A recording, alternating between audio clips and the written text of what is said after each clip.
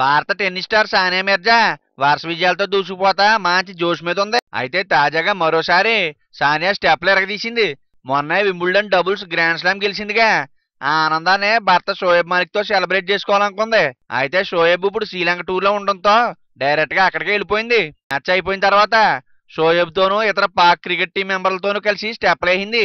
ఆవిడేసిన dub smash స్టెప్లు ఇప్పుడు net లో హల్చల్ చేస్తున్నాయి. అభితో పార్టీ షురూ హుయీ హై అనే పాటకి ఈ జంట స్టెప్లు వేశారు. ఈ వీడియోని మాలిక్ తన ట్విట్టర్ అకౌంట్ లో పెట్టాడు. अरे अभी तो पार्टी शुरू हुई है,